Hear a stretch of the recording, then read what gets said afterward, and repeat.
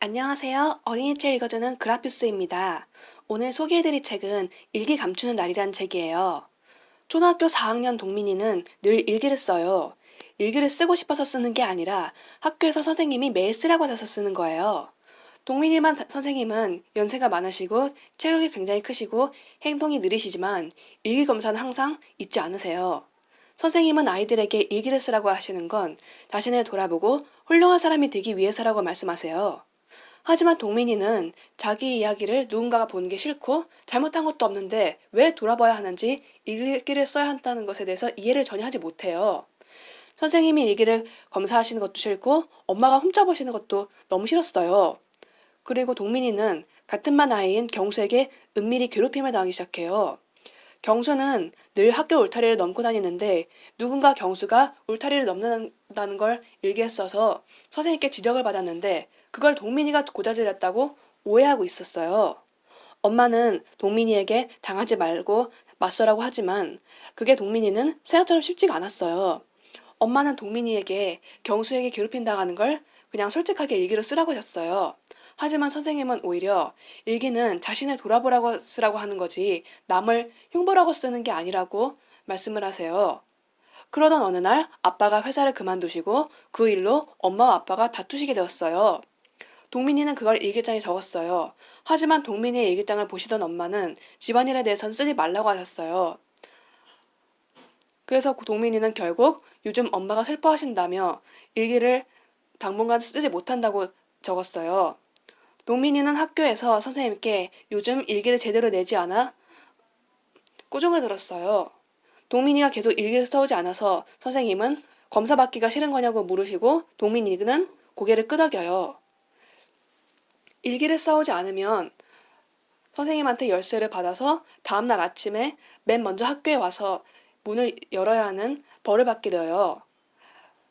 그날 반장인 수연이는 동민이에게 일기 보이기가 싫으면 일기장을 2개 만들어서 하나는 검사받는 용으로 쓰고 다른 하나는 혼자 보는 용으로 하라고 추천하고 경수가 울타리 넘는 걸 쓴 건 자신이라고 말하면서 자신도 경수가 얄미웠다는 말을 했어요. 하지만 동민이는 선생님께 검사받기 싫다는 말씀을 드리고 나서 이상하게 수연이가 하는 말에 기분이 나쁘지가 않았어요. 동민이는 그날 울타리 넘는 연습을 했어요. 계속 시도했는데도 다치는 거 보고 그걸 본 경수가 처음에 다 그렇다면서 자신이 시범을 보였어요. 다음날 동민이는 열쇠를 가지고 일찍 학교로 가요.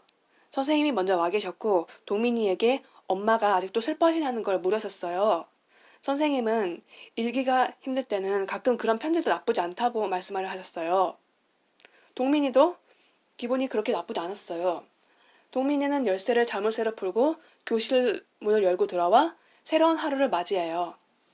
초등학교 때부터 일기를 참 많이 썼던 걸로 기억해요. 저는 일기를 썼으면 주로 그날 있었던 일과 주말 같은 데는 뭐 어디 놀러 갔거나 아니면 정 생각이 나지 않을 때는 평소에 든 생각 같은 걸 많이 풀어서 쓰곤 했어요. 일기를 쓰면 분명히 오늘 내가 어떻게 지냈는지, 오늘의 내 모습은 어떤 모습이었는지 돌아볼 수 있는 좋은 기회예요. 하지만 좀 더 다른 각도로 생각해보면 글이라는 건 마음이 있어야 써지는 거잖아요. 하지만 그게 의무가 되고 숙제가 되는 순간 그건 일종의 고역일 수 있다고 생각해요. 동민이가 일기를 쓰면서 자기 건데 매번 선생님께 보여드려야 하고 엄마가 그걸 훔쳐보시는 게 싫은 게 전 이 책을 보면서 굉장히 이해가 되었어요. 동민이 말처럼 일기는 그 본인의 소유인데 남한테 얘기하고 싶지 않은 게 있는데 누가 그걸 본다고 생각하면 사생활을 침해당한다는 기분이 들 것 같아요. 초등학교 때는 일기를 매일 쓰라고 숙제를 주셨는데 지금 생각해보면 굳이 매일까지는 쓰지 않아도 되지 않았나라는 생각이 들어요. 글이라는 건 내가 마음이 있어야 잘 써지는 건데 심지어 전업 작가로 활동하시는 분들도 어떤 날은 글을 쓰실 소재가 더 떠오르기도 하고 어떤 날은 생각이 전혀 안 나실 수도 있잖아요. 그래서 저는 일주일에 한두 번만 쓰라고 해도 괜찮지 않을까라는 생각이 들었어요. 글을 쓰는 일도 내용을 생각하고 문장을 다듬어야 하는 만큼 시간이 굉장히 많이 걸리는 일이에요. 일기를 쓰는 게 나쁜 건 아니지만 검사를 받아야 하니까 안 해오면 혼나니까 벌 받으니까 하게 되면 오히려 더 그것에 대해 거부감을 가질 것 같아요.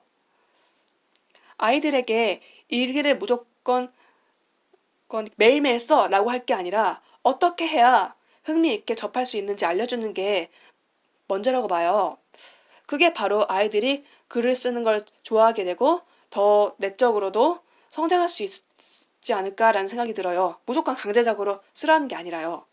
특히 나만 간직하고 싶은 게 있을 수도 있고 남한테 얘기하고 싶지 않은 게 누구나 다 있잖아요.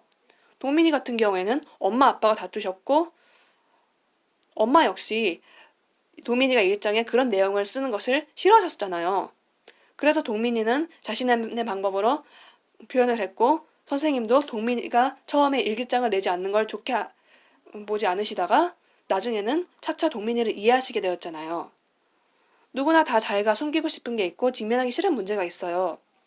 이걸 어떤 식으로 극복하냐는 건 물론 개인의 자유지만 그 문제로 인해 본인이 계속 힘들다면 때로는 솔직하게 인정을 하고 말을 해야 한다고 봐요. 남들이 뭐라고 하건.